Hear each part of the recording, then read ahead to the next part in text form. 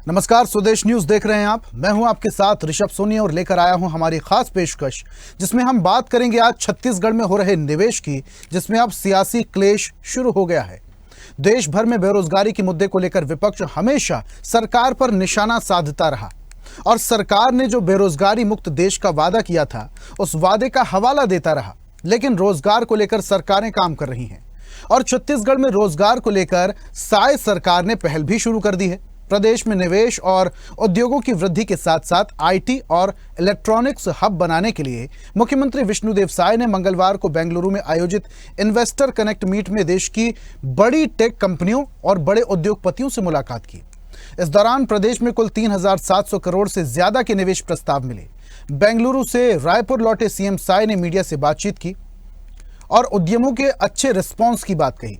मुख्यमंत्री साय ने कहा कि छत्तीसगढ़ निवेश और उद्योगों के लिए देश के सबसे उभरते हुए राज्यों में से एक है।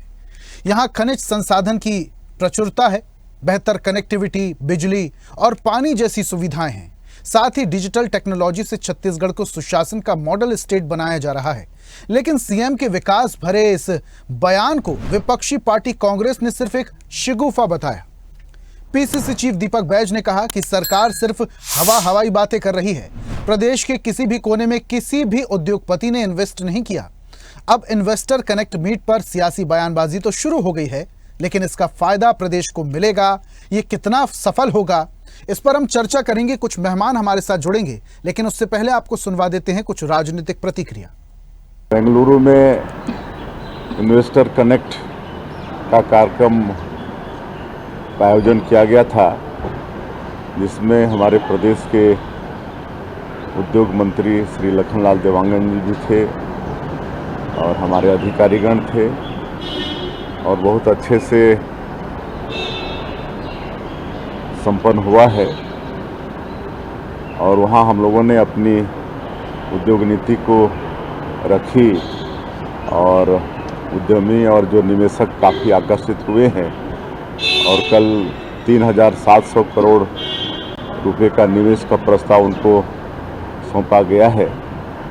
और कुछ कंपनियों से एमओयू भी हुआ है, जैसे नेस्कॉम है, आयशा है, टाई है, और ये लोग इंजीनियरिंग और आईटी के क्षेत्र में यहाँ पर उद्योग डालेंगे। इस तरह से बहुत अच्छा हमारा ये इन्वेस्टर कनेक्ट का कार्यक्रम रहा है और इसके पहले भी हम लोग दिल्ली और मुंबई में कर चुके हैं, उसमें भी काफ़ी अच्छा रुझान आया है कि ये इन्वेस्टर मीट के बहाने राज्य सरकार अन्य प्रदेशों में जाकर पिकनिक बना रही है।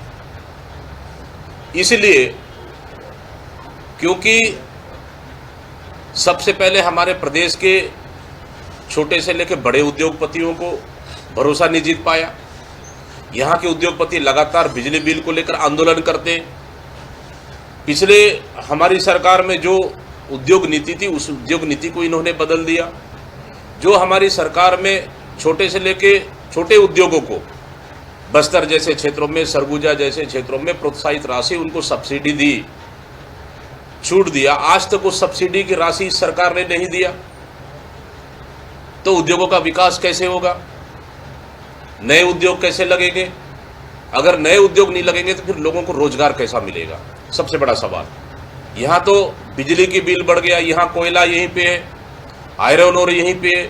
उसके बाद देखेंगे कि बाकी उड़ीसा और पश्चिम बंगाल और झारखंड की तुलना में बिजली बिल यहाँ सबसे ज़्यादा महंगा है। फिर मुख्यमंत्री नौटंकी क्यों? मतलब कुल मिला के अन्य प्रदेशों में जाकर राज्य सरकार और हमारे मुख्यमंत्री नौटंकी कर रहे हैं। तो एक तरफ जहां मुख्यमंत्री विष्णुदेव साय बेंगलुरु जाकर उद्योगपतियों से मुलाकात कर रहे हैं, तो दूसरी ओर यहां विपक्ष लगातार राज्य सरकार को घेरने की बात कर रही। दीपक बैज कह रहे हैं कि जो मुख्यमंत्री हैं वो दूसरे स्टेट, दूसरे शहरों में जाकर पिकनिक मना रहे हैं। इस पर ज्यादा चर्चा करेंगे। हमारे साथ कुछ मेहमान जुड़ रहे हैं। बीजेपी प्रवक्ता आलोक सोनी जी हमारे साथ जुड़ रहे हैं। सर, बहुत बहुत स्वागत है आपका चर्चा में। और कांग्रेस प्रवक्ता श्रुति शुक्ला भी हमारे साथ जुड़ी हुई हैं। दोनों मेहमानों का बहुत बहुत स्वागत है। और सबसे पहले मैं चर्चा की शुरुआत श्रुति जी आपसे ही करूंगा। राज्य सरकार काम कर रही है, जो वादा किया गया था बेरोजगार मुक्त प्रदेश बनाने का, इस ओर सरकार काम कर रही है। क्यों आपके नेता दीपक बैज को यह लग रहा है कि मुख्यमंत्री दूसरे शहरों और राज्यों में जाकर पिकनिक मना रहे हैं? कहां मुख्यमंत्री यहां पर पिकनिक मनाते हुए दिखाई दे गए? जी, सबसे पहले आप सभी को मेरा सादर जय जोहार। और देखिए एंकर महोदय, पिकनिक मनाने का अर्थ ये है कि मतलब ये लोग छत्तीसगढ़ की जनता की भावनाओं के साथ जिस प्रकार का खिलवाड़ कर रहे हैं, ये बहुत शर्मनाक है। अब ये कैसे है मैं आपको बताती हूँ। ये बात करते हैं कि हम छत्तीसगढ़ में नई औद्योगिक नीति लेकर आएंगे। ठीक है, बहुत अच्छी बात है कि छत्तीसगढ़ के बेरोजगार भाई बहनों को उसके माध्यम से रोजगार मिलेगा, लेकिन इनकी सरकार बने लगभग 1.5 साल हो गए हैं और 1.5 सालों में जितने वादे इन्होंने किए थे और उसमें से भी जो काम ये स्टार्ट करे हैं वो अभी तो पूरा हो नहीं पाया है। अब बात करते हैं नई औद्योगिक नीति की, तो जैसा कि माननीय दीपक बैज जी ने कहा कि इसके पहले जो छोटे बड़े उद्योग चल रहे थे, जिनको सब्सिडी दी जा रही थी, वो बंद हो चुकी है। और आज सबसे बड़ी समस्या छत्तीसगढ़ में बिजली कटौती की है। तो इन सब समस्याओं से जब हमारा प्रदेश जूझ रहा है, तो आप कैसे आने वाले समय में नई औद्योगिक नीति की, बड़े बड़ी इंडस्ट्री खोलने की आप बात करते हैं? पहले आप बेसिक समस्या को तो सुलझा लीजिए, या फिर ये वादे सिर्फ जनता को आप रिझाने के लिए कर रहे हैं और जमीनी स्तर पर बात कुछ और है। ठीक है श्रुति जी, कमेंट ले लेते हैं आलोक जी का। आलोक जी, पूरी बात आपने श्रुति जी की सुनी है और जिस तरीके से मुख्यमंत्री काम कर रहे हैं बड़े उद्योगों के लिए, दीपक बैज कह रहे हैं कि प्रदेश के एक भी किसी भी कोने में एक भी इन्वेस्टर नहीं पहुंचा, एक भी उद्योगपति इन्वेस्ट करने के लिए नहीं पहुंचा। दूसरी तरफ भौगोलिक स्थिति को भी देखना होगा सर। अगर योजना कोई चलाई जा रही है तो उससे पहले तमाम तरीके की जो तैयारियां हैं वो करने की जरूरत होती है। बिजली की समस्या, पानी की भी समस्या प्रदेश में। ऋषभ जी, आपको, आपके दर्शकों को, साथ ही प्रवक्ता जी को मेरा नमस्कार।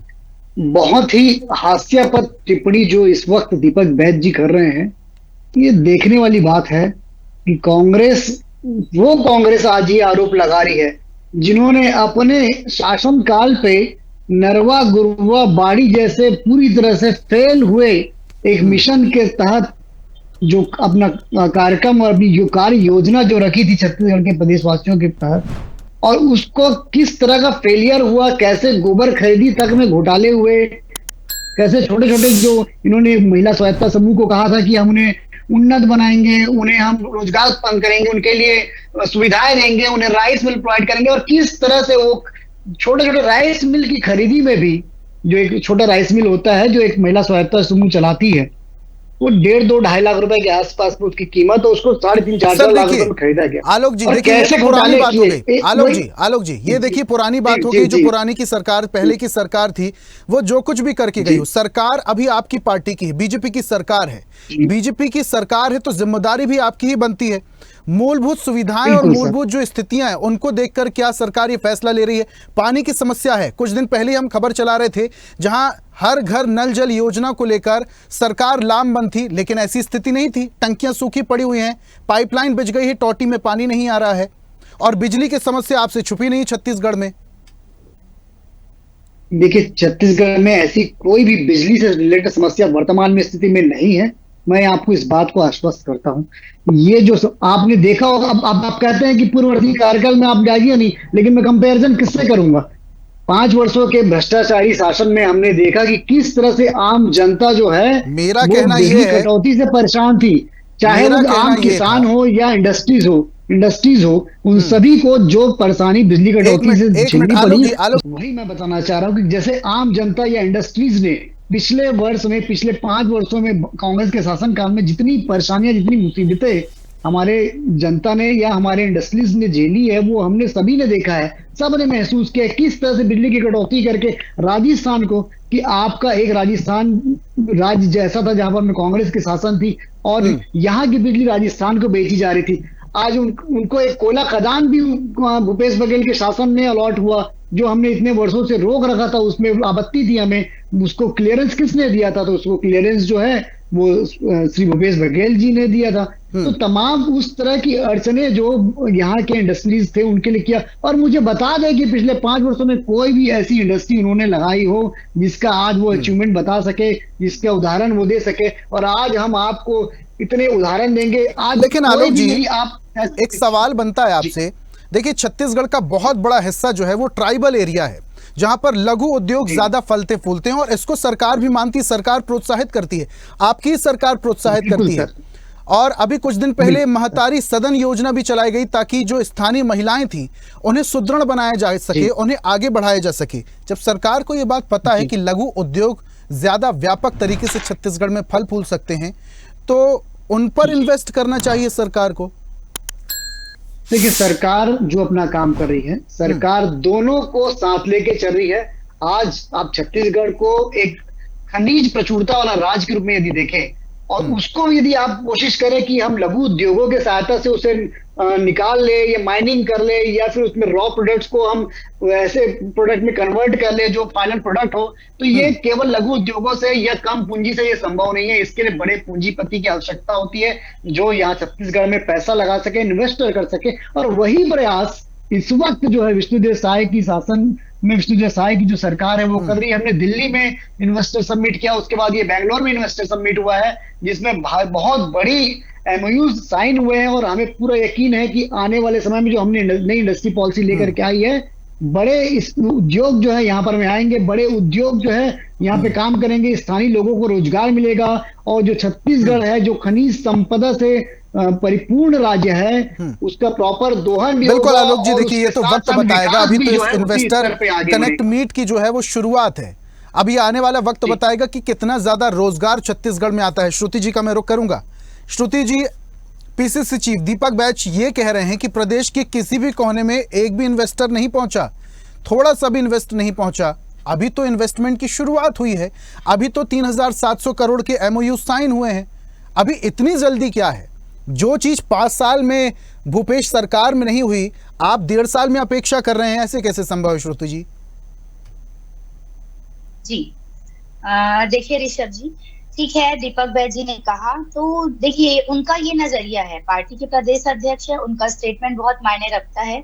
और ठीक है, 1.5 साल ही हुआ है आपकी सरकार को, मैं इस चीज में एग्री करती हूँ, ठीक है। लेकिन अगर आप किसी काम की शुरुआत करते हैं तो शुरुआत में मतलब फिर भी जो है जनता भी इस चीज को भांपती है कि आप क्या कार्य कर रहे हैं, उससे रिलेटेड आपकी प्लानिंग क्या है। तो ठीक है, हमको ये चीज दिख रही है, जनता के सामने से ये बात आई है, तभी विपक्ष स्टेटमेंट देता है, ऐसे मनगढ़ंत बातें तो नहीं करता है। कि अभी तक तो ये बात कहीं सामने नहीं आई है कि छत्तीसगढ़ सरकार ऐसा कुछ करने वाली है। ये बात अभी सिर्फ हवा हवाई तक सीमित है। एक मिनट आलोक जी। और दूसरी बात, इन्होंने कही कि बिजली की अभी कोई समस्या नहीं है, तो मैं इनको बोलती हूँ आलोक जी, आप जमीनी स्तर पर थोड़ा सा निकल कर देखिए कि छत्तीसगढ़ में जब कांग्रेस की सरकार थी तब बिजली को लेकर क्या समस्या थी, आज भारतीय जनता पार्टी की सरकार तब बिजली को लेकर क्या समस्या है। रात और दिन बिजली गुल की समस्या है। मैं ये बात थोड़े इलाके भी बता दीजिए श्रुति जी। नहीं कह रही हूँ, आपको बुरा लग होगा ना, तो एक आम जनता होने के नाते कह रही हूँ। श्रुति जी थोड़े इलाके भी बता दीजिए। श्रुति जी थोड़े इलाके भी बता दीजिए ताकि आलोक जी को ये बात पता चले और आलोक जी आला कमान तक ये बात पहुंचा दे, शायद मुख्यमंत्री सरकार तक पहुंचा दे। बिल्कुल ऋषभ जी, मैं ये बात कह रही हूँ ना, मैं कांग्रेस की प्रवक्ता होने के नाते शायद आपको बुरा लग जाए, तो मैं आम जनता, छत्तीसगढ़ की आम जनता होने के नाते भी इस बात को कहती हूँ कि रात और दिन बिजली गुल की समस्या, जिनके यहाँ इन्वर्टर नहीं है, आप उनसे जाकर के पूछिए वो कितना परेशान रहते हैं।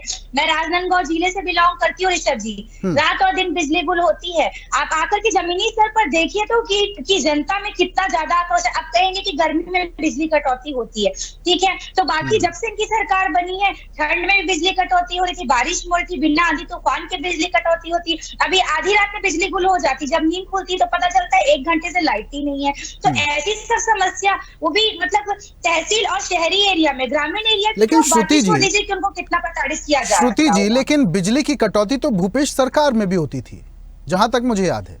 बिल्कुल होती थी ऋषभ जी। मैं आपको अपना एक एक्सपीरियंस बताती हूँ। जब हमारी सरकार थी तो उस समय शुरुआत में बिजली गुल की समस्या थी, मैं इस बात से एग्री करूंगी। और बहुत लोग बोलते थे कि 15 साल का रमन सिंह जी का कार्यकाल में तो ऐसा दिक्कत कभी नहीं हुआ। अब जब से कांग्रेस की सरकार बनी बहुत बिजली गुल की समस्या। लेकिन जब बिजली का सारा सेटअप सरकार ने सब कुछ अपने मतलब हिसाब से जब सेट हो गया, क्योंकि मतलब बिजली बिल हाफ की जो बात हुई थी, तो सब कुछ जब उसको पूरी तरीके से कंप्लीट कर लिया गया सेटअप को, उसके बाद आप देखिएगा कि पूरे 5 साल ये बात सुनाई में थी, 2-4 महीनों की दिक्कत थी। लेकिन आज आप जा करके देख लीजिए भारतीय जनता पार्टी की सरकार में बिजली की कितनी बड़ी समस्या है।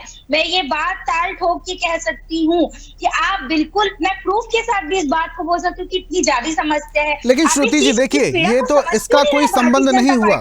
देखिए इन्वेस्टर कनेक्ट मीट जो है, श्रुति जी इन्वेस्टर कनेक्ट मीट जो है उसको प्रोसेस में थोड़ा टाइम लग जाएगा। हो सकता है सरकार तब तक बिजली पानी की व्यवस्था कर ले। आलोक जी प्लीज अपनी बात रखिए। देखिए जो बातें आज प्रवक्ता जी के मुख से सुन रहा था, छत्तीसगढ़ सरप्लस स्टेट है, बिजली कटौती जैसी कोई भी स्थिति इस वक्त यहाँ पर में नहीं है। यदि अगर बिजली कहीं पर में जाती है तो किसी तकनीकी कारणों से जाती है, जबकि उसके उलट कांग्रेस के शासन काल में बिजली कटौती की स्थिति निर्मित थी। अब वो तो कह रहे हैं आलोक जी उनके गृहग्राम में बिजली नहीं होती। ग्रामीण क्षेत्र में आलोक जी, श्रुति जी कह रहे हैं वो राजनांदगांव से आती है, उनके गृहग्राम में बिजली नहीं होती है। बिजली की बातों को मैं यही आने देता हूँ। अब इंफ्रास्ट्रक्चर पे आता हूँ। आप यदि बात करते हैं इंफ्रास्ट्रक्चर की, तो आप यदि किसी उद्योग को छत्तीसगढ़ में लगाना चाहते हैं तो उसके लिए सबसे बड़ी जो आवश्यकता होती है मैन पावर की, उसके अलावा इंफ्रास्ट्रक्चर की, रोड रास्तों की, पोर्ट्स की, इंटरनेशनल एयरपोर्ट्स की, कार्गो बनाने की। तो मुझे बता दें कि भूपेश बघेल के शासन काल में ऐसा कौन सा उपलब्धि किया था? अरे भाई जो आज श्रुति जी मैंने आपकी पूरी बात सुनी, आप मेरी पूरी बात सुन लीजिए, मेरी बात सुन लीजिए। आज विष्णुदेव साय के सुशासन में हमने ड्राई पोर्ट की स्थापना की, हमने रायपुर में एक बड़े पोर्ट, एयरपोर्ट में बड़ा पोर्ट बनाने की स्थापना की है और बहुत जल्दी कार्गो शुरू होने वाला है। यहाँ से इंटरनेशनल एयरपोर्ट की सुविधा की बात कर रहे हैं कि इंटरनेशनल एयरपोर्ट जल्द से जल्द रायपुर को दर्जा मिले ताकि जो व्यापार है वो और तेजी से बढ़ सके, इंपोर्ट एक्सपोर्ट का जो काम है वो आगे बढ़ सके। ये तभी संभव है जब यहाँ पर में हमारे पास ड्राई पोर्ट्स होंगे, क्योंकि हम समुद्र से या सी रूट से हम नहीं कर सकते। हमारी पास जो भौगोलिक स्थिति है वो एयर के माध्यम से ही संभव है। तो हम उसके लिए प्रयासरत हैं कि यहाँ पर में हम ड्राई पोर्ट्स बनाएं और इंटरनेशनल कार्गो बनाएं और इंटरनेशनल हवाई अड्डे की यहाँ से शुरुआत होनी चाहिए। दूसरी चीज, हमारा जो प्रदेश है वो कृषि प्रधान प्रदेश है।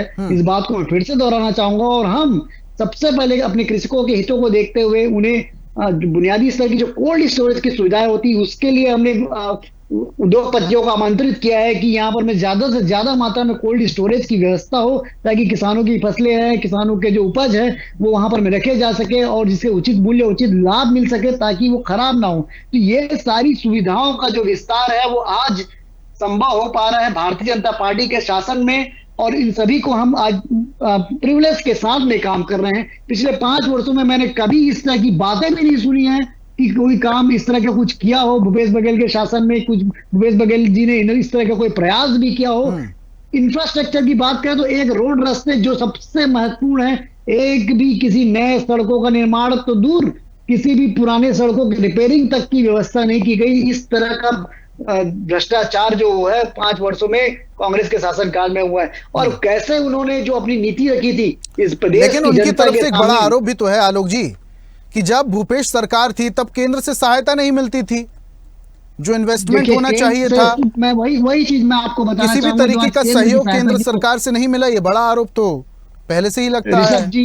ऋषभ जी, केंद्र से पूरी सहायता मिल रही थी तो देखा जनता ने कि जब इनको पैसा किसी और मद में दिया जाता था वो उस पैसे को उस मद में लगाते थे वो जहां पर में भ्रष्टाचार कर सके। तो केंद्र कितनी बार आपकी मदद करेगा? केंद्र जिस मद के लिए आपको पैसे भेजता है वो चाहता है कि उस पैसे का जो खर्च है, श्रुति जी की ओर बढ़ूंगा मैं। आलोक जी आऊंगा, समय अगर बचता है तो मैं आपके पास वापस से आऊंगा। श्रुति जी की ओर रुख कर लेता हूं। श्रुति जी, जब कांग्रेस की सरकार थी तब तो इस तरीके से विचार किया नहीं गया। योजनाएं हालांकि बहुत सारी चलाई गई, नरवा गरवा गुरबा बारी, गौठान योजना, गोवर्धन न्याय योजना, तमाम तरीके की, लोन वराटू अभियान, ऐसी बहुत सारी योजनाएं चलाई गई। लेकिन रोजगार के लिए क्या किया गया, युवाओं के लिए क्या किया गया, ये एक बड़ा सवाल है। अब बीजेपी शासन काल में अगर सरकार बेरोजगारी को दूर करने के लिए छत्तीसगढ़ के युवाओं के लिए अगर काम कर रही है तो देखना चाहिए किस तरीके से काम कर रही है, रोड मैप क्या है। सीधा सवाल, आपके मंत्री कैसे बोल दे रहे हैं, पीसीसी चीफ दीपक बैस कैसे बोल दे रहे हैं कि मुख्यमंत्री दूसरे स्टेट, दूसरे शहरों में पिकनिक मनाने के लिए जाते हैं? देखिए ऋषभ जी, विपक्ष का काम होता है सवाल उठाना। अगर आप सही हैं तो आप काम करके दिखाइएगा, तो सब कुछ साबित हो जाएगा, किसी को कुछ कहने या सुनने या बोलने की जरूरत तो है नहीं। और आलोक जी ने एक बात कही एयरपोर्ट की, तो मैं इनको बता दूं, इनके संज्ञान में ला दूं कि छत्तीसगढ़ सरकार के समय, मतलब जब कांग्रेस की सरकार थी छत्तीसगढ़ में, उस समय बिलासपुर एयरपोर्ट जो है उसकी शुरुआत की गई थी, अंबिकापुर एयरपोर्ट की शुरुआत की गई थी। तो आप ना ये चीज थोड़ा सा ध्यान रखिए। आलोक जी हुई थी हवाई यात्रा, आपने रोड की बात की, रोड शासनकाल में हुआ है, और सिर्फ खूब पॉलिश। और आपने बिजली की जो हवाई यात्रा की शुरुआत जगदलपुर हो, अंबिकापुर हो, बिलासपुर हो, ये सभी शुरुआत जो है वो आज भारतीय जनता पार्टी के शासनकाल में हुआ है। मैं आपको बता दूंगी ऋषभ केवल घोषणा कर देने से नहीं होता। मैं आपको बता दूंगी ऋषभ जी कि जब छत्तीसगढ़ में कांग्रेस की सरकार थी तो भूपेश बघेल सरकार के नेतृत्व, एक मिनट आप मुझे मेरी बात बोलने दीजिए, एक मिनट शांत रहिए। और मैं आपको बता देती हूँ ऋषभ जी, उस समय भूपेश बघेल जी की सरकार में ईज ऑफ डूइंग बिजनेस के मापदंड में छत्तीसगढ़ को देश के प्रथम 6 राज्यों में से शामिल किया गया था। उस टाइम पे वो उस प्रकार की उद्योग नीति भूपेश बघेल जी की समय थी, जिस समय उन्होंने सबसे ज्यादा उद्योग नीति में कृषि और वन्य से रिलेटेड उद्योग नीति को बढ़ावा देने का कार्य भूपेश बघेल जी ने किया था। और सबसे अधिक कार्य जो ग्रामीण एरिया के जो लोग हैं, जो ग्रामीण है, जो पशुपालक है, गौठान से जुड़े जो लोग हैं, महिला समूहों से जुड़ी जो महिलाएं हैं, उनको आगे बढ़ाने का कार्य उद्योग नीति के तहत उस समय किया गया था। और ये बात करते हैं कि कुछ हुआ ही नहीं है। आप जमीनी स्तर पर जाकर देखिए ना, आपको स्वीकार करने में क्या परेशानी थी कि अब आप भी कर रहे हैं, अच्छी बात है, दिख जाएगा कि आगे क्या क्या होता है। बस हमारे छत्तीसगढ़ के भाई बहनों को रोजगार मिलना चाहिए और छत्तीसगढ़ विकास की धारा में बहना चाहिए, कोई दिक्कत नहीं है। लेकिन विपक्ष में जो हुआ उस चीज को भी आप स्वीकार करिए ना, उससे आपको क्या परेशानी है। आप उठा करके देख लीजिए कांग्रेस सरकार में, आप गूगल में भी देख लीजिए ना कि क्या स्थिति उस समय उद्योग नीति की थी,